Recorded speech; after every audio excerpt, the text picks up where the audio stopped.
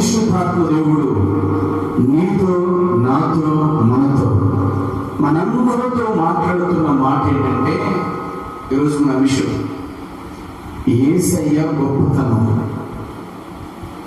ఈరోజు నీవు యేసులో గొప్పతనాన్ని తెలుసుకోవాలి. యేసులో ఉన్న గొప్పతనం ఏంటి, యేసులో గొప్పతనం ఏంటో ఈరోజు నువ్వు తెలుసుకోవాలి. ప్రియ సహోదరి, సహోదరుడా, ఈ గొప్పతనం ఎవరైనా ఉన్నారా అని నీవుగా పరీక్షించుకోవాలి.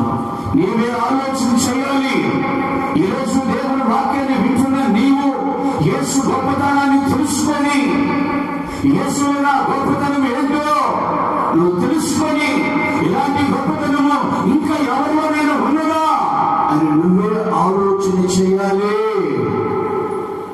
క్రీస్తునందు ప్రియమైనటువంటి దేవుని బిడ్డ, యేసయ్య గొప్పతనం ఏంటో మనం చూద్దాం. మార్కు సువార్త 14వ అధ్యాయము 26 నుండి 33 వచనాలు చదువుకుందాం. మార్కు సువార్త 14వ అధ్యాయము 26 నుండి 33 వచనాలని మనం చదువుకుందాం. ప్రియులారా, అంతట వారు కీర్తన పాడి ఒలీవ కొండకు వెళ్ళిరి. అప్పుడు యేసు వారిని చూచి, మీరందరూ అభ్యంతర పడుదురు, గొర్రెల కాపరిని కొట్టుదురు, గొర్రెలు చెదిరిపోనని వ్రాయబడి ఉన్నది కదా. అయితే నేను లేచిన తర్వాత మీకంటే ముందుగా గలిలయలోనికి వెళ్ళదను నేను. అందుకు పేతురు అంటాడు, అందరూ అభ్యంతర పడినను నేను అభ్యంతర పడనని ఆయనతో చెప్పగా, యేసు అతన్ని చూచి, నేటి రాత్రి కోడి 2 మార్లు కూయక మునిపే నీవు నన్ను ఎరుగునని ముమ్మారు చెప్పదవని నీతో నిశ్చయముగా చెప్పుచున్నానని.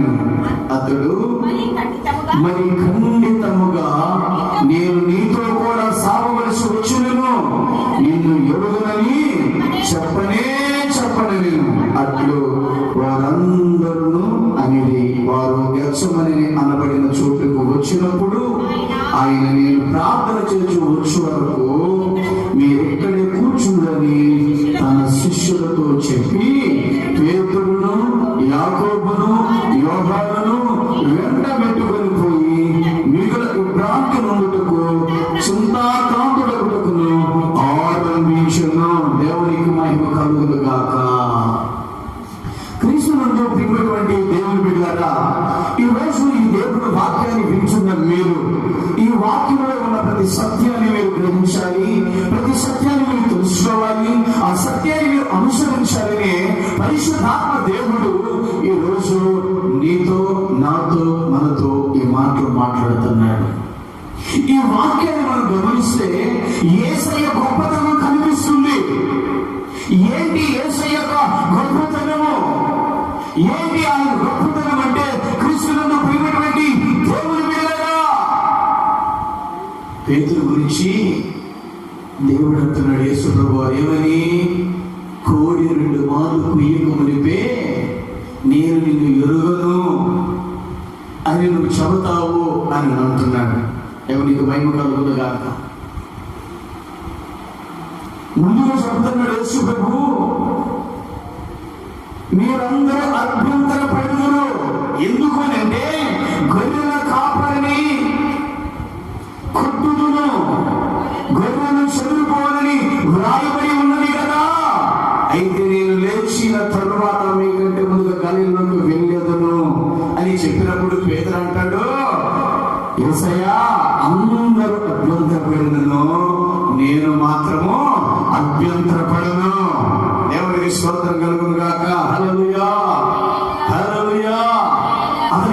అతడు మరీ ఖండితంగా చెప్తున్నాడు, నేను నీతో కూడా సావవలసి వచ్చినను, నిన్ను ఎరుగునని చెప్పనని అట్లా అందరూ అంటున్నారు ఆ విషయాన్ని. యేసు ప్రభువు ఏమంటున్నాడు, కోడి 2 మార్లు కుయ్యక మునిపే దేవునికి స్తోత్రం కలుగును గాక. హల్లెలూయా. నీవు నన్ను ఎరుగునని చెప్పెదవు అంటున్నాడు. దేవునికి మహిమ కలుగును గాక. క్రీస్తునందు ప్రియమైనటువంటి దేవుని బిడ్డలారా, పేతురు యేసు ఎవరో నేను ఎరుగునని అబద్ధమాడుట యేసయ్యకు ముందుగానే తెలుసు. తెలుసా తెలీదా? ముందుగానే తెలుసు. ఏమని తెలుసు? యేసయ్యకి పేతురు గురించి నిన్ను నేను ఎరుగును అని అబద్ధం ఆడుట యేసు ప్రభువుకి ముందుగానే తెలుసు పేతురు గురించి. దేవునికి స్తోత్రం కలుగును గాక. హల్లెలూయా. అయితే క్రీస్తునందు ప్రియమైనటువంటి దేవుని బిడ్డలారా, ముందుగా యేసు ప్రభువుకి ఆ విషయం తెలిసినప్పటికీ పేతురుని ప్రేమించి తన వెంట పెట్టుకొని తీసుకుని వెళ్తున్నాడు. దేవునికి మహిమ కలుగును గాక. హల్లెలూయా. గెత్సేమనే తోటలోకి ప్రభువైన యేసుక్రీస్తు వారు ప్రార్థన చేయడానికి వెళుతూ ఉన్నప్పుడు తన వెంట యోహాను, యాకోబు, పేతురుని యేసు ప్రభువు వెంట పెట్టుకొని తీసుకువెళ్తున్నాడు. హల్లెలూయా. ఎవరిని వెంట పెట్టుకొని తీసుకుని వెళ్తాడో తెలుసా? నువ్వెవరు నేను ఎరుగును అని అబద్ధమాడుతూ చూడు. అబద్ధమాడు వారిని వెంట పెట్టుకుని తీసుకుని వెళ్తున్నాడు యేసు ప్రభు. హల్లెలూయా. హల్లెలూయా. పేతురు యేసు ఎవరైనా ఎరుగునని అబద్ధమాడుట యేసయ్యకు ముందు తెలిసినా పేతురుని ప్రేమించి తనను వెంట పెట్టుకుని పోయాడే. అదే యేసు యొక్క గొప్పతనం. దేవునికి మహిమ కలుగును గాక. నువ్వేంటో దేవునికి తెలుసు, నీ అబద్ధం ఏంటో దేవునికి తెలుసు. దేవుని విషయంలో ఎంత నమ్మకంగా ఉన్నావో నమ్మకంగా లేవో ఆ విషయం కూడా యేసయ్యకు ముందు తెలుసు. తెలిసినా కూడా నేను ప్రేమించి తన వెంట పెట్టుకొని తీసుకుని వెళ్తున్నాడే చూడు, అదే యేసయ్యలో ఉన్న గొప్పతనం. దేవునికి మహిమ కలుగును గాక. నేటికి నువ్వు అబద్ధమాడుతున్నా, యేసు ఎవరో నేను ఎరుగునని చెప్పే విధంగా నువ్వు ఉంటున్నా, నిన్ను ఇంకా దేవుడు ప్రేమిస్తూ తన వెంట పెట్టుకొని నడుపుతున్నాడో చూడు, అదే యేసులో ఉన్న గొప్పతనం. దేవునికి మహిమ కలుగును గాక. హల్లెలూయా. చూడండి, మనుష్య రీతిగా మనము ఆలోచిస్తే ఒక వ్యక్తి గురించి ఏమీ తెలియనప్పుడు ఆ వ్యక్తిని ప్రేమిస్తాము, వెంట పెట్టుకొని కూడా తీసుకొని వెళ్తాము. ఇది మనుష్య రీతిగా ఆలోచించండి. ఒక మనుషుడు చేసే పద్ధతిని చూడండి, ఒక మనుషుల యొక్క విధానం చూడండి. ఒక వ్యక్తి గురించి సరిగ్గా తెలియనప్పుడు, ఆ వ్యక్తి గురించి ఏమీ తెలియదు, అటువంటిప్పుడు అయితే ఏం చేస్తాడు? మనం ప్రేమిస్తాము, వెంట పెట్టుకొని కూడా తీసుకొని వెళుతూ ఉంటాం. క్రీస్తుని ఎదురు పెట్టారు. హల్లెలూయా. ఆ వ్యక్తి యొక్క నిజ స్వరూపము బయటపడగానే, అది మనకు తెలియగానే ఆ వ్యక్తిని మనం ప్రేమించగా వెంట పెట్టుకొని పోక ఏం చేస్తామంటే మనము ద్వేషించి దూరం పెడతాం. మన పోనీచుడా, నువ్వు ఇలాంటి వాడు అన్న సంగతి నాకు తెలియదు, నువ్వు మంచివాడు అని నేను ప్రేమించాను, నువ్వు మంచివాడు అని నేను ఎంట పెట్టుకున్నాను, నువ్వు మంచివాడు అని నేను ప్రేమించాను, నువ్వు మంచివాడు అని నేను ఎంట పెట్టుకుని తీసుకున్నట్లయితే నీ నిజరూపం బయటపడిన తర్వాత నువ్వు ఇలాంటి వాడవని నాకు అర్థమైంది, పోని చెప్పి మనుషులు ఏం చేస్తారు? మనిషిని నెత్తి వేస్తారు, త్రోసి వేస్తారు. ఎవరికి స్తోత్రం కలుగును గాక. ద్వేషించడం ప్రారంభిస్తారు క్రీస్తునందు ప్రియమైనటువంటి దేవుని బిడ్డలారా. మనం దూరం విడిచి ఒక మాట్లాడంట, నువ్వు ఇలాంటి వాడు అని ముందు తెలిస్తే నిన్ను వెంట పెట్టుకుని తిప్పేవాడిని కాదు, నిన్ను అసలు ప్రేమించేదే కాదని మనిషి రీతిగా మాట్లాడుతూ ఉంటాం క్రీస్తునందు ప్రియ దేవుని బిడ్డలారా. అవునంటారా కాదంటారా? ఇది వాస్తవమా అవాస్తవమా? ఇది వాస్తవమే. ఒక మనిషి ఈ విధంగా ప్రవర్తిస్తాడు. ఒక వ్యక్తి గురించి తెలియక ముందైతే ప్రేమిస్తాడు, తెలియక ముందైతే వెంట పెట్టుకుని తిప్పుతాడు. కానీ ఆ విషయం ఆ వ్యక్తి గురించి తెలిసిన తరువాత ఆ మనిషిని ప్రేమించడానికి కానీ, ఆ మనిషితో సహవాసం చేయడానికి కానీ, ఆ మనిషిని వెంట పెట్టుకొని పోవటానికి కానీ ఏం రాదు? మనసు రాదు. ప్రేమించటం ఏందో కనుక ద్వేషించడం ప్రారంభిస్తాం, దూరం పెట్టడం ప్రారంభిస్తాం. ఎందుకని? నిజ రూపము, నిజ స్వరూపము, అసలు రూపము బయటపడింది కనుక అలాంటి వ్యక్తులకి మనం ఏం చేస్తామంట, దూరం పెడుతూ ఉంటాం. కానీ యేసయ్యకు ముందుగానే నీ గురించి తెలిసినా నిన్ను వెంట పెట్టుకుని నిన్ను ప్రేమిస్తున్నాడు చూడు, అది యేసయ్య గొప్పతనం. ఆమేన్, హల్లెలూయా. ఇలాంటి మంచి దేవుణ్ణి విడవక ప్రేమించాలి మరియు వెంబడించాలి. చెప్తారా ప్రియులారా? మన యేసయ్యలో ఉన్న గొప్పతనం ఏంటి? నీ గురించి అన్నీ తెలిసిన, నీవు ఎలాంటి వాడివో తెలిసిన, నువ్వు ఏ విధమైన వ్యక్తివో తెలిసిన, నువ్వు అబద్ధం ఆడేవాడు సంగతి తెలిసిన, నువ్వు అపనమ్మకస్తుడు అని తెలిసిన, నమ్మకమైన వ్యక్తి అని తెలిసిన, ఏది చెప్పినా యేసయ్యకు అబద్ధమే చెబుతామని ముందుగానే తెలిసిన, నిన్ను ప్రేమిస్తున్నాడే చూడు, నేను నెట్టి వేయకుండా గంట పెట్టుకుంటున్నాడే చూడు, అది యేసయ్య గొప్పతనం. కొట్టండి చెప్పట్లు, దేవునికి దేవుడు. ఎలాంటి గొప్పతనము నువ్వు ఎవరిలో కూడా చూసుండవు, ఏ దేవుళ్ళో కూడా, ఏ మనుషుల్లో కూడా నువ్వు చూసి ఉండవు. ఒకే ఒక్కడు ప్రభువైన యేసుక్రీస్తు మాత్రమే, ఆయనలో మాత్రమే ఈ గొప్పతనము కనిపిస్తుంది. దేవునికి మహిమ కలుగును గాక. హల్లెలూయా. ఇలాంటి గొప్పతనం కలిగిన ఆ దేవుని విడవక ప్రేమించాలి. ఆయన విడిచిపెట్టకూడదు, ఆయన విడవక వెంబడించాలి, ఆయనను విడవకూడదు. ఈ ఉదయకాల సమయంలో పరిశుద్ధాత్మ దేవుడు మాట్లాడుతున్న మాట ఏంటంటే, క్రీస్తుతో దేవుడి మీద నీ గురించి నాకేమి తెలియదు, అది నేను ప్రేమిస్తుంది, నీ గురించి నాకేమి తెలియదు, నేను వెంట పెట్టుకోబోతుంది, నీ గురించి అన్ని తెలిసిన, అంతా తెలిసిన, నిన్ను నేను ఇంకా ప్రేమిస్తున్నాను, ఇంకా నిన్ను నా వెంట పెట్టుకొని తిప్పుతున్నాను, ఇంకా నిన్ను నేను వాడుకుంటున్నాను. ఇదే నాలో ఉన్న గొప్పతనం. ఆయన గొప్పతనము అబద్ధమాడి పేతురు అడిగితే చెప్తాడు. ఆమేన్. ఆయన గొప్పతనము ఇక్కడ ఉన్న మోసగాలమైన మనం అడిగిన కూడా చెబుతాం. దేవునికి స్తోత్రం కలుగును గాక. హల్లెలూయా, హల్లెలూయా. నేను ఇంత మోసగానైనా, ఇంత అబద్ధికునైనా, ఇలాంటి దొంగలైనా, ఇలాంటి వ్యభిచారినైనా, ఇలాంటి పాపినైనా, ఇలాంటి మద్యపానం చేస్తున్న వ్యక్తినైనా దేవుడు ఇంకా నన్ను ప్రేమిస్తున్నాడే, నన్ను ఇంకా విడిచిపెట్టలేదే, నన్ను ఇంకా తోసివేయలేదే, నన్ను ఇంకా నెట్టివేయలేదే. నా యేసయ్య ఎంత గొప్ప దేవుడు, ఎంత గొప్పతనం కలిగిన వాడిని నిన్ను నన్ను మనం అందరూ అడిగినా చెప్పే మాట ఇది, నా యేసయ్య గొప్పతనం ఇదే. ఆమేన్. దేవునికి స్తోత్రం కలుగును గాక. యేసయ్య గొప్పతనం ఏంటి చెప్పండి? యేసయ్య గొప్పతనం ఏంటి? నీ గురించి అన్ని తెలిసిన నేను ప్రేమించడమే. ఎవరన్నా తెలిసిన తర్వాత ప్రేమిస్తారమ్మా? నువ్వు ఇలాంటి వాడు అని తెలిసిన తర్వాత మనిషిని ఏం చేస్తాం? పరాపో ఒక్కొక్క నిమిషం ఇంటిలో ఉంటే నేను నిన్ను ఒప్పుకోను, నేను మంచివాడిని దగ్గరికి తీశాను, మంచిదాని దగ్గరికి తీశాను, మంచివాడిని అన్నం పెట్టాను, మంచివాడిని ఆశ్రయం ఇచ్చాను, మంచివాడు నా ఇంటి దాకైనా నిన్ను రానిచ్చాను. నువ్వు ఇలాంటి వ్యక్తివని నీ నిజ స్వరూపం బయటపడిన తర్వాత కూడా ఇంకా నేను నిన్ను ప్రేమిస్తాను అనుకోవటం నువ్వు పడే పొరపాటు. నువ్వు అలా అనుకోవటం చాలా పొరపాటు పడుతున్నావు. ఇంకొక్క నిమిషం నా కళ్ళ ముందు నువ్వు కనపడిన నేను ఒప్పుకోను.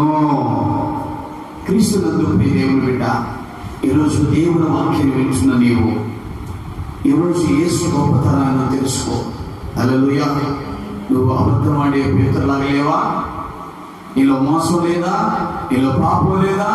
నేను ఎన్నెన్నో లేవో నువ్వు అనుకుంటూ ఆయనకి ఏమీ తెలియదని. హల్లెలూయా. ఆయనకి అన్నీ తెలుసు. దేవునికి స్తోత్రం. హల్లెలూయా, హల్లెలూయా. ఆయనకు మన గురించి ఇంకా ఏమి తెలిసినా ప్రేమిస్తున్నాడో చూద్దాం. ఆయనకు మన గురించి ఇంకా ఏమి తెలిసినా ప్రేమిస్తున్నాడో చూద్దాం. ఇంకేం తెలుసు ఆయనకు మన గురించి తెలిసినవి ప్రేమిస్తున్నాడో చూద్దాం. కీర్తన గ్రంథం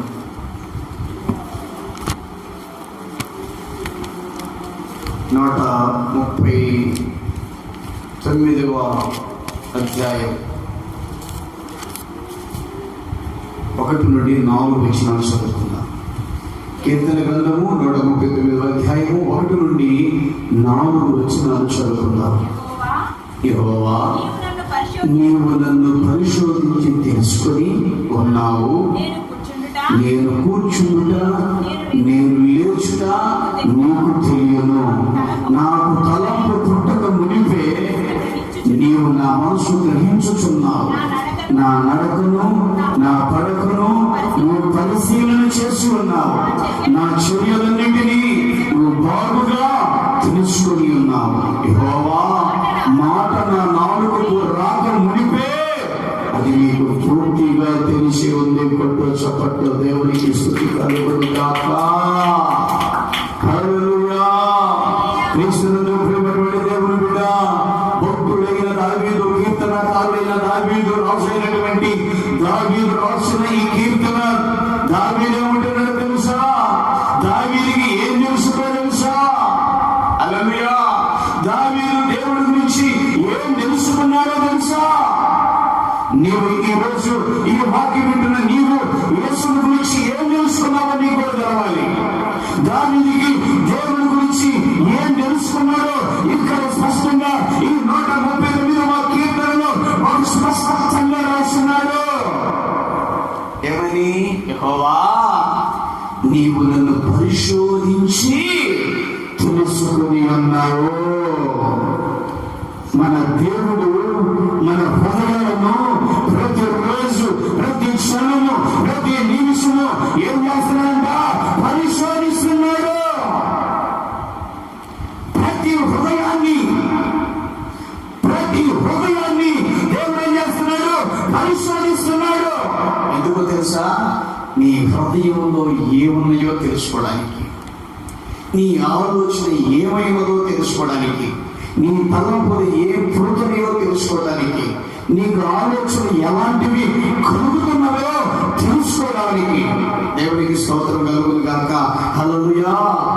ఆయన ఈ దావీదుకి ఏం తెలుసు యేసు ప్రభు గురించి అని అంటే, ఈ దావీదుకి దేవుడి గురించి ఏం తెలుసుంటే ఆయన చెప్తాడు, నేను కూర్చుంటుట నీకు తెలుసు. అబ్బా, ఈ కదా అర్థమైంది దావీదుకి దేవుడి గురించి ఏం తెలుసంట? దేవుడికి మనం కూర్చున్నట్టు తెలుసు. ఎక్కడ నువ్వు కూర్చున్నావో, ఎలాంటి వారి మధ్యలో కూర్చొని వ్యవహారం పెడుతున్నావో, ఎలాంటి వారి మధ్యలో కూర్చొని సొల్లు కబుర్లు మాట్లాడుతున్నావో, ఎలాంటి వారి మధ్యలో కూర్చొని ఉన్నావో, ఏ స్థలంలో కూర్చొని ఉన్నావో, ఎలాంటి స్థలంలో కూర్చొని ఉన్నావో, కూర్చొని ఏం చేస్తున్నావో, వాటన్నిటిని కూడా ప్రభువు తెలుసు. అవన్నీ కూడా అంటాడు, నేను లేచుట నీకు తెలియను. నువ్వు ఎన్ని గంటలకు పోయావో, ఎన్ని గంటలకు కూర్చొని మాట్లాడి లేచి వచ్చావో ఆ టైం అంతా కూడా చెప్తాడు ఆయన. ఎన్ని గంటలకు లేచి ప్రార్థన చేస్తున్నావో కూడా ఆయన తెలుసు. నువ్వు ఎప్పుడు పడుకొని నిద్రపోయి లేస్తున్నావో కూడా ఆయనకు తెలుసు. ఎక్కడ కూర్చున్నావో, కూర్చున్న చోటు నుండి ఎప్పుడు లేస్తున్నావో, ఎంత సమయానికి లేస్తున్నావో, ఎన్ని గంటలు అలాంటి చోట వ్యవహారాలు చేస్తున్నావో అవన్నీ కూడా యేసుకు తెలుసు అన్న సంగతి దావీదు తెలిసింది. ఈరోజు నువ్వు కూడా, నేను కూడా అదే తెలుసుకోవాలి. నేను కూర్చుంటా, నేను లేచుటా నీకు తెలియను. చూడండి, మనందరి గురించి దేవుడికి ఏం తెలుసు అంట? చెప్పండి, ఏం తెలుసు? గట్టిగా చెప్పాలి. మనం కూర్చుంట, మనం లేచుట కూడా ఆయనకు తెలుసు. కూర్చునేది తెలుసు అంట, లేచేది తెలుసు అంట. నువ్వు ఎంత తర్వాత లెగుస్తావో తెలుసు. ప్రార్థన ఎన్నిసార్లు లెగుస్తావో తెలుసు. ఎన్నిసార్లు బయటికి వెళ్తావో తెలుసు. ఎన్నిసార్లు లోపలికి వస్తావో తెలుసు. ఎన్నిసార్లు అనాలోచనతో ఉన్నావో తెలుసు. ఎన్నిసార్లు అటు ఇటు తిరుగుతున్నావో తెలుసు. ఎంత టైంకి లేస్తావో కూడా అని తెలుసు.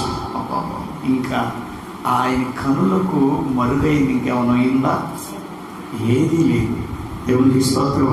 ఇంకా అందరితో ఆకుండా ఆయన అంటాడు, నాకు తలంపు పుట్టక మునిపే నీవు నా మనసు గ్రహించుచున్నావు. అబ్బా, ఎవరికైనా తలంపు పుడితే తెలుసుద్ది, కానీ తలంపు పుట్టక మునిపే నా మనసు నువ్వు గ్రహించి ఉన్నావు. నాకు తెలుసంట, నాకు ఈ తలంపు పుట్టక మునిపే నాకు ఏ తలంపు పుడుతుందో అప్పుడు నా మనసు ఎలా ఉంటుందో అది కూడా ఏం తెలుసంట.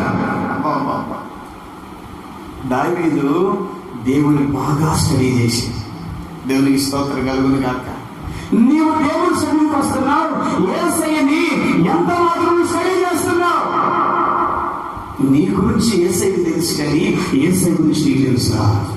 స్టడీ చేయాలి. హల్లెలూయా. ఆయన గురించి తెలుసుకోవాలి. ఆయన ఎలాంటి వాడు, ఎలాంటి మనసు గలవాడు, ఆయనకి ఏం తెలుసు, ఆయన ఏం చేస్తాడు, ఆయన ఏమి ఇస్తాడు, ఆయన ఎలా ఉంటాడు, ఏం నేర్చుకుంటాడు, ఏది ఇస్తాడు, ఇవన్నీ కూడా దేవుని బిడ్డారా మనం స్టడీ చేసి ఉండాలి. దేవునికి మహిమ కలుగును గాక. దావీదులో నాకు బాగా నచ్చేదే, దావీదుకున్న 3 అనుభవాలు ఏంటంటే, ఒకటి తన గురించి తను ఏంటో తెలుసు, రెండోది సాతాను వాడు తంత్రాలు వాడి విషయాలన్నీ తెలుసు, మూడోది దేవుని గురించి బాగా తెలుసు. ఏ వ్యక్తి అయినా ఈ 3 విషయాలు ఉండాలి. నీ గురించి నీకు తెలిసి ఉండాలి, అపవాది యొక్క తంత్రాలు వాడి కుయుక్తి నీకు తెలిసి ఉండాలి, మూడోదిగా ప్రభువుని గురించి నీకు తెలిసి ఉండాలి. ఒట్టిగా దేవుని గురించి తెలిసినా నీ గురించి సాతాను గురించి తెలియకపోతే పడిపోతావు, ప్రమాదం ఉంది. మరి దేవుడి గురించి తెలిసి సాతాను గురించి తెలిసి నీ గురించి నీకు తెలియకపోయిన ప్రమాదమే. హల్లెలూయా. దేవుడి గురించి తెలిసి నీ గురించి నీకు తెలిసి సాతాను గురించి తెలియకపోయిన ప్రమాదమే. ఎవరికి మహిమ కలుగును గాక. అయితే ఇప్పుడు నీ గురించి తెలవాలి నీకు, సాతాను గురించి తెలవాలి, దేవుని గురించి తెలవాలి నీకు. దావీదుకున్న మంచి అనుభవం ఇది. దేవునికి మహిమ కలుగును గాక. ఆయన అంటాడు, దావీదు నేను కూర్చుండుట నీకు తెలుసు, నేను లేచుట నీకు తెలుసు, నాకు తలంపు పుట్టక మునిపే నీవు నా మనసు గ్రహించుచున్నావు. అది పుట్టక మునిపే తెలుసు. మనం అనుకుంటాం దేవుడు చూస్తున్నాడట్లే అనుకుంటాం, మనం ఏమైనా చేస్తా, కానీ ఆయన అంటున్నాడు, దేవుని వాక్యం దావీదు క్లియర్గా చెప్తున్నాడు, అసలు నాకు ఆ తలంపు పుట్టక మునిపే నీవు నా మనసును గ్రహించున్నావు. నా మనసు ఎలాంటిదో. దేవునికి మహిమ కలుగును గాక. అంతటా ఆగకుండా ఆయన అంటాడు, నా నడకను నా పడకను నువ్వు పరిశీలన చేస్తున్నావు. నడిచేటప్పుడు ఎలా నడుస్తున్నావో, ఎటు చూస్తూ నడుస్తున్నావో, దేని వైపు చూస్తూ నడుస్తున్నావో, ఏ అంగాన్ని చూస్తున్నావో, ఏ అంగ చంద్రాలని చూస్తున్నావో, ఏ వ్యక్తులు చూస్తూ నడుస్తున్నావో, దేవుని చూస్తూ నువ్వు నడుస్తున్నావో, నీ నడక కూడా ఆయనకు తెలుసు. అది ఇంకేమంటారు, నడక తెలుసని నా పడక కూడా తెలుసు. పండుకొని ఏం చేస్తున్నావో తెలుసు, పండుకొని ఏం యోచిస్తున్నావో తెలుసు, పండుకొని ఏ ఆలోచన చేస్తున్నావో తెలుసు, పండుకొని ఏ పిచ్చి పిచ్చి ఆలోచన ఊహలతో ఉంటున్నావో కూడా ఆయనకు తెలుసు. నా నడకను నా పడకను నువ్వు పరిశీలన చేయించున్నావు. ఇస్తున్నందుకు దేవుని పెట్టారా, ఇంకేం చెబుతాం ఆయనకి? నడక తెలుసు అంట, పడక తెలుసు అంట, ఇంకేం చెబుతాం? పండుకొని ఉన్నాలే, ఇంకెవరు లేరు, ఒక్కదాన్నే రూమ్లో ఉన్నాలే, ఒక్కరిని రూమ్లో ఉన్నాను, నేను ఆలోచించేవి నాకు తప్ప ఇంకెవరికి తెలియదు అనుకుంటాను. కానీ నీ నడకను నీ పడకను, నా నడకను నా పడకను, మన నడకను మన పడకను పరిశీలన చేసే దేవుడు ఉన్నాడు. దేవునికి స్తోత్రం. హల్లెలూయా. అంతటా కాకుండా నా చర్యలన్నిటినీ నువ్వు బాగుగా తెలుసుకున్నావు. నేను చేసే ప్రతి పనిని, ప్రతి కార్యాన్ని, ప్రతి క్రియని నువ్వు తెలుసుకొని ఉన్నావు. నేను చేసే ప్రతి చర్యలన్నిటి నువ్వు, ప్రతి పనులన్నిటి నువ్వు తెలుసుకొని ఉన్నావు. నువ్వు చేసే ప్రతి పని ఎవరికి తెలుసు? యేసయ్యకు తెలుసు. ఎవరికి తెలుసు? యేసయ్యకు తెలుసు. ఏంటి? మన చర్యలని. అంత తాగాడా? ఆగలా. ఏమేమన్నా తెలుసా? యెహోవా మాట నా నాలుకకు రాక మునిపే. అబ్బాబాబాబా, ఏడు గుండె పగిలిపోయింది. గుండున్న వాళ్ళకి నీకు నిజంగా గుండుంటే నీ గుండె ఇప్పుడే ప్రమాదం పడాలి. యెహోవాకి మాట నా నాలుకకు రాక మునిపే తెలుసా. ఆమేన్. నేను ఏం తిట్టబోతున్నానో, ఏం అనబోతున్నానో, ఏం మాట్లాడబోతున్నానో, ఏం చెప్పబోతున్నానో ఆ మాట నాలుగు మీదకి రాక మునిపే తెలుసు. నువ్వు చెప్తావు, నేను నిన్ను తిట్టాలని రాలా, నేను నిన్ను అనాలని రాలా. ఎవరికి స్తోత్రం. నువ్వు తిట్టాలని వచ్చావు, అనాలని వచ్చావు, ఎందుకు వచ్చావో నీ నాలుగు మీదకి రాక మునిపే ఆ మాట నా యేసయ్యకు తెలుసు. నువ్వు దిగమింగినా ఆయన తెలుసు. ఏమి అనాలనుకోని దిగమింగి ఆ మనిషి ఎదుట నేనేం తెలుసుకోలేదులే అని నువ్వు చెప్పినా వినడానికి మనం జేజంలో, కానీ ఆయన ఎవరు? జేజులకు దేవుడు.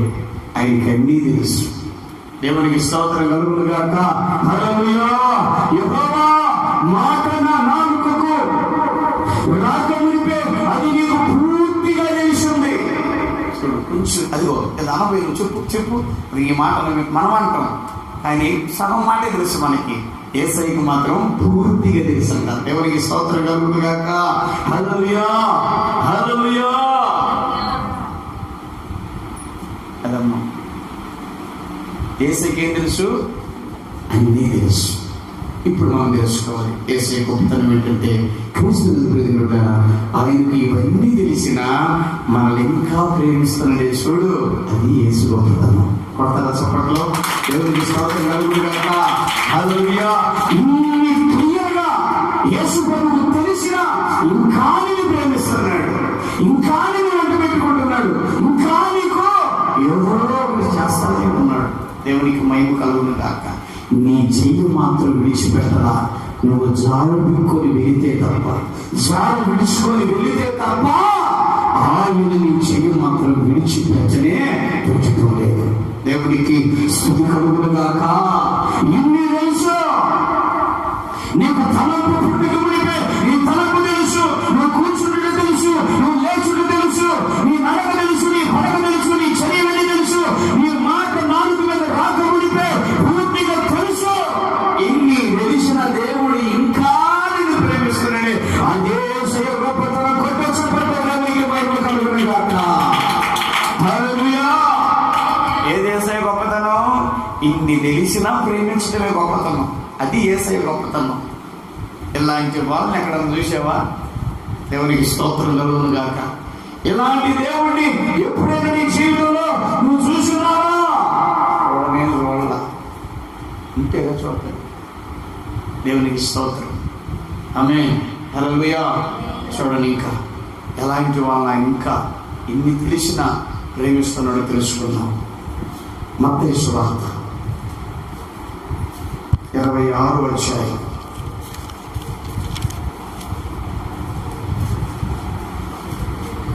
47 నుండి 50 వచనం చదువుతుంది. ఆయన ఇంకను మాట్లాడుచుండగా 12 మందిలో ఒకడు యోధ వచ్చెను.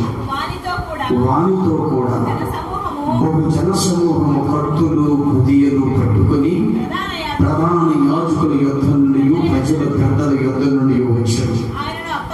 ఆయనను అప్పగించువాడు నేనెవరిని ముందు పెట్టుకుందునో ఆయనే యేసు. ఆయనను పట్టుకున్నాడని వారికి గుర్తు చెప్పి వెంటనే యేసునకు వచ్చి, బోధకుడా నీకు శుభమని చెప్పి ఆయన ముందు పెట్టుకున్నాను. యేసు అంటాడు, చేయకాడా నీవు చేయవచ్చినది చేయమని అతనితో చెప్పగా వారు దగ్గరకు వచ్చి ఆయన మీద పడి ఆయనను పట్టుకునేది. ఈ యోధ ఎవరు కాదు, ఇస్కరియోతు యోధ. యేసుక్రీస్తులో ఆయన 12 మందిలో ఒక శిష్యుడు. ఈ ఇస్కరియోతు యోధ. దేవునికి మహిమ కలుగును గాక. హల్లెలూయా. యేసును శిలువకు అప్పగించిన యోధ. శిలువ వేయడానికి ఎవరైతే యేసు ప్రభు మీద కాసుకొని యేసును పట్టుకోవాలని ప్రయత్నం చేశారో వారందరినీ తీసుకువచ్చిన వాడు, యేసు ప్రభుని అప్పగించిన వాడు ఇస్కరియోతు యోధా. ఇతడు యేసు ప్రభు శిష్యుల్లో ఒక శిష్యుడు. దేవునికి మహిమ కలుగును గాక. హల్లెలూయా, హల్లెలూయా. క్రీస్తునందు ప్రియమైనటువంటి దేవుని బిడ్డ, యేసయ్యను సిలువకు అప్పగించు యోధాని కూడా యేసయ్య నా చెలికాడా అని ప్రేమగా పిలిచాడు. అబ్బా, మిమ్మల్ని ఎవరైనా వచ్చి పోలీస్ స్టేషన్కి అప్పగిస్తున్నారు అనుకో, మీరు ఆ వ్యక్తిని ఏం పిలుస్తారు? చెలికాడా అని ప్రేమగా పిలుస్తారా? చక్కనోడా అని పిలుస్తారా? మై కదా రాయరా అని పిలుస్తామా? పిలం. ఎందుకని? అప్పగిస్తుంది శిక్షకి, అప్పగిస్తుంది శ్రమకి, అప్పగిస్తుంది శిలువకి, హింసకి, బాధపడటానికి, బాధ పెట్టించడానికి అప్పగిస్తున్నా. అలాంటి వ్యక్తుల్ని అయ్యా, మయ్యా, చెలికాడ పిలుస్తున్నా. ఎవరైనా సహాయం చేయటానికి వస్తుంటే ఇదిగమ్మ 5 లక్షలు తీసుకోమ్మా అని చెప్పి అలాంటి వాడు వస్తే మయ్య మంచోడు, అయ్యి కూర్చో అని చెప్పి బిర్యానీ తెస్తాను, ఇది తెస్తా తిను అని చెప్పి ఎంత మర్యాదకు పిలుస్తాం. మయ్యయ్య అంటాం. దేవునికి స్తోత్రం కలుగును గాక. హల్లెలూయా.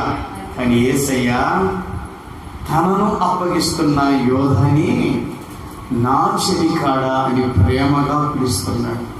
ఆమేన్. ఇస్కరియోతు యోధా యేసును పాపనిషత్తుగా అప్పగిస్తున్నాడని ముందుగానే తెలిసినా నా చెలికాడని మృదువుగా ప్రేమగా పలకరిస్తున్నాడు యేసయ్య. అదే ఆయన ఉన్న గొప్పతనం. దేవునికి మహిమ కలుగును గాక. పేతురుకి ఈ విషయం తెలిస్తే నన్ను అప్పగించువాడు మనలోనే ఉన్నాడని అంటాడు. ఎవరు? యేసు ప్రభు. ఎవరు ప్రభు చెప్పు యేసు. పేతురు గడి ఇప్పుడు కత్తి ఉంటుంది. యేసు ప్రభు గడి ఇప్పుడు ఏముంటది? కత్తి. పేతురు దగ్గర ఇప్పుడు ఏముంటది? కత్తి ఉంటుంది. ఎవరు మనిషిని చంపేస్తా. దేవునికి స్తోత్రం. చంపుదులు కూర్చో. దేవునికి స్తోత్రం కలుగును గాక. హల్లెలూయా, హల్లెలూయా. చంపుదులే కూర్చో. దేవునికి స్తోత్రం. కాసేపు అయితే నీది కూడా బయటపడుద్ది. దేవునికి మహిమ కలుగును గాక. హల్లెలూయా. అంటే యేసు ప్రభువుని అప్పగిస్తున్న వారు ఆయన శిష్యులుగానే ఉన్నారన్న సంగతి యేసు ప్రభుకి ముందుగానే తెలుసు. ముందుగా తెలిసినా అతను తన శిష్యుడుగానే అంగీకరించాడు. తన శిష్యుడుగానే వెంట పెట్టుకున్నాడు. తన శిష్యులకు చూపించవలసిన ప్రేమ, ఆప్యాయతలు అన్నీ ఆ శిష్యుడు కూడా ఇచ్చాడు. దేవునికి మహిమ కలుగును గాక. మిగతా 11 మంది శిష్యులతో చూసినట్లుగానే ఇస్కరియోతు యోధాని ఆ శిష్యుడు కూడా అదే ప్రేమతో చూశాడు. దేవునికి మహిమ కలుగును గాక. హల్లెలూయా. ఆ శిష్యుడు వచ్చి ఇప్పుడు యేసు ప్రభువును పాపనిషత్తుగా అప్పగిస్తున్న ఇస్కరియోతు యోధానికి కూడా యేసయ్య ఏం చేస్తున్నాడు? నా చెలికాడా. ముందుగానే తెలుసు ఆయన యేసయ్యని సిలువకు అప్పగిస్తాడని, వాళ్ళ చేతికి పట్టిస్తాడని, పాపుల చేతికి అప్పగిస్తాడన్న సంగతి యేసు ప్రభువుకి ముందుగానే తెలుసు. ముందుగా తెలిసినా ఏం పిలుస్తున్నాడు? నా చెలికాడా అని మృదువుగా ప్రేమగా పునకరిస్తూ ఉన్నాడు. చూడండి, ముందుగా తెలుసుకోలేదు. 46 వచనంలో చూడండి. మత్తయి సువార్త 26:46. లెండి వెలుదుము, ఇదిగో నన్ను అప్పగించువాడు సమీపించున్నాడని వారికి చెప్పారు. చూడండి, అక్కడ కూడా చెప్తున్నాడు. ఇక నా అప్పగించబోతున్న ఆ సమయానికి ఏం చేస్తున్నాడు? ఈ విషయం కూడా తెలుసుకొని చెప్తున్నాడు. దగ్గరికి వచ్చి యేసు ప్రభు చెప్తున్నాడు, నేను శుభం అని చెప్తున్నాడు. అబ్బా ఏమనుంటున్నాడు? బోధకుడా నీకు శుభం అని చెప్పి ఆయన ముద్దు పెట్టుకొనిను. కపట ప్రేమతో యేసయ్యను ప్రేమిస్తున్నా ఆయన స్వచ్ఛమైన ప్రేమతో ప్రేమిస్తున్నాడు. అది యేసయ్య గొప్పతనం. ఆమేన్. ఏ ముద్దిది? కపటపు ముద్దు. తన హృదయపూర్వకంగా తన హృదయంలో ప్రేమను పెట్టి పెట్టిన ముద్దు కాదు. అది కపటపు ముద్దు. నేను ఎవరిని ముద్దు పెట్టుకుంటానో ఆ వ్యక్తి యేసు వ్యక్తిని పట్టుకోనని వారికి ఒక సూచనగా పెట్టి గుర్తుగా చూపించి యేసు ప్రభువుల గురించి బోధకుడా నీకు శుభం అని చెప్పి ముద్దు పెట్టుకుంటున్నాడు. కపటమైన ముద్దు. కపటంగా ప్రేమిస్తున్న వారిని కూడా దేవుడు తన స్వచ్ఛమైన ప్రేమతో, అపారమైన ప్రేమతో ప్రేమిస్తూనే ఉన్నాడు. దేవునికి మహిమ కలుగును గాక. హల్లెలూయా. అపారమైన ప్రేమతోనే ప్రేమిస్తున్నాడు. అదే యేసులో ఉన్న గొప్పతనము. మనం ఎవరైనా దేనికైనా అప్పగిస్తున్నారని ముందుగా తెలిస్తే ఆ వ్యక్తిని మనం యేసులాగా పిలవగలమా? పిలవలేము. మరి అదేగా యేసులో ఉన్న గొప్పతనం మనలో లేనితనం. దేవునికి స్తోత్రం. హల్లెలూయా, హల్లెలూయా. యేసులో ఏ గొప్పతనం ఉందో అదే మనలో లేనితనం. దేవునికి స్తోత్రం కలుగును గాక. హల్లెలూయా, హల్లెలూయా. క్రీస్తునందు ప్రియమైన బిడ్డలారా, యేసయ్యకు ఉన్న ఈ మనసు మనం కలిగి ఉండాలి. ఎవరు నిన్ను శిక్షకు అప్పగిస్తున్నా, ఎవరు నిన్ను చిత్రహింసలు పెట్టుచున్నా వారు నువ్వేం చేస్తున్నారంట? ప్రేమించలే. ప్రేమతోటి స్వచ్ఛమైన ప్రేమ, అపారమైన ప్రేమ, శాశ్వతమైన ప్రేమ, కపటము లేని ప్రేమతో ప్రేమించాలి. ఇస్కరియోతు యోధా గురించి యేసు ప్రభువుకు ముందుగానే తెలిసిన, తను పాపుల చేతికి అప్పగించేవాడు యోధా అని తెలిసిన, శిష్యత్వం నుంచి నెట్టివేయలేదు, శిష్యత్వం నుంచి త్రోసివేయలేదు, శిష్యత్వంలో నుంచి నువ్వు నాకు శిష్యుడిగా అవసరం పో అని మాత్రము అనలేదు. అలాంటి వాడిని కూడా తన శిష్యుడిగా నిలబెట్టుకున్నాడు. చూడు, అది యేసయ్య గొప్పతనం. యేసయ్యా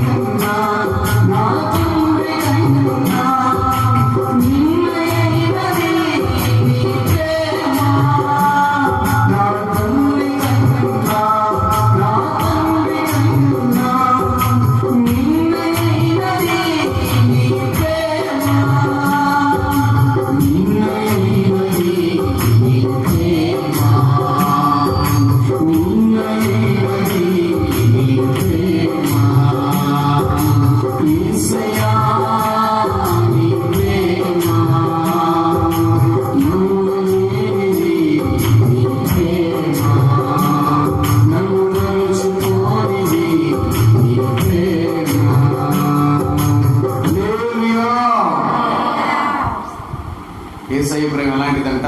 తల్లి కన్నా, తండ్రి కన్నా మిన్నైనది ఆయన ప్రేమ. చూడండి, మన తల్లిదండ్రులే ఉన్నారు. మనం చెడ్డవాళ్ళం అని తెలిస్తే మనం ప్రేమించడం చాలా తక్కువ. వాడు మనం మంచివాళ్ళం అని తెలిస్తే ఎంతగా ముద్దులు పెట్టుకుంటారో కూడా తెలియదు. హల్లెలూయా. కానీ యేసు ప్రభువుకు మంచిదానివైన చెడ్డదానివైన ఆయనకి తెలిసిన నిన్ను ఇంకా ప్రేమిస్తాం. అది ఎవరిలో లేనిటువంటి గొప్పతనం యేసులో కనపడుతుంది. దేవునికి మహిమ కలుగును గాక. యేసయ్యకున్న ఈ మనసు మనం అందరం కలిగి ఉందము గాక. అందుకే మార్కు సువార్తలు అంటాడు 13వ అధ్యాయం 13వ వచనం చూడండి. మార్కు సువార్త 13వ అధ్యాయం 13వ వచనం. మార్కు సువార్త 13వ అధ్యాయం 13వ వచనం గట్టిగా చదవండి. అదిగో నా నామము నిమిత్తము అందరి చేత మీరు ద్వేషించబడదురు, అంతము వరకు సహించబడిన వాడే రక్షణ పొందును. అది ఎంతమంది ఆయన నామానికి మనం హింసిస్తున్నా అంత వరకు మనం ఏం చేయాలి, మన ప్రాణం పోయేంత వరకు సహిస్తూ మనం ఉంటే రక్షింపబడదు. ఆమేన్, హల్లెలూయా. అంతవరకు ఒక వ్యక్తిని మనం సహించాలంటే మనలో ఏముండాలి? ప్రేమ ఉండాలి. ఆమేన్, హల్లెలూయా. అందుకే క్రీస్తు ప్రేమికులారా, మన గురించి ముందుగానే అంతా తెలిసిన ఇంకా ప్రేమిస్తున్నాడే చూడు, అది యేసయ్య గొప్పతనం. మన గురించి ముందుగానే అంతా తెలిసిన ఇంకా సహాయం చేస్తున్నాడే చూడు, అది యేసయ్య గొప్పతనం. ఎందుకంట మన గురించి అంతా తెలిసిన ఇంకా మన కోసం మనకేం చేస్తున్నాడు? సహాయం చేస్తానే ఉన్నాడు. అది యేసయ్యలో ఉన్న గొప్పతనం. మన గురించి ముందుగానే అంతా తెలిసిన ఇంకా సజీవులుగా నిలబెట్టాడే చూడు, అది యేసయ్యలో ఉన్న గొప్పతనం. ఆమేన్, హల్లెలూయా. ఇలాంటి యేసుని కలిగి ఉండటమే నిజమైన అదృష్టం. నీకు ఏదైనా అదృష్టం కలిగిందా అంటే దేవునికి స్తోత్రం కలుగును గాక. ఇలాంటి యేసయ్యను కలిగి ఉండటమే గొప్ప అదృష్టం. ఇంతకు మించిన అదృష్టం ఇంకొకటి లేనే లేదు. అనుకుంటుంటాం, అబ్బా నాకు ఇంకా అదృష్టం రాలేదని. వచ్చిందా రాలేదా? ఏంటిది అదృష్టం? అది ఇంత గొప్పతనం కలిగిన యేసయ్యను మనం కలిగి ఉండటమే మన అదృష్టం. ఆమె ఇంకెంతకంటే అదృష్టం ఏం కావాలి?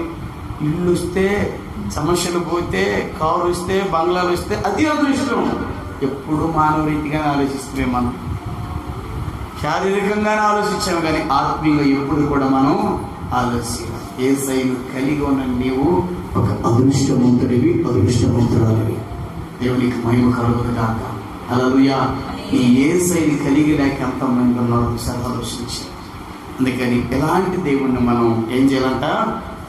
సంపూర్ణంగా ఆయన వైపు తిరిగి గట్టిగా ఆయన హత్తుకుందుము గాక. ఆమేన్, హల్లెలూయా, హల్లెలూయా. తలవంచుకొని ప్రార్థన చేసుకోండి.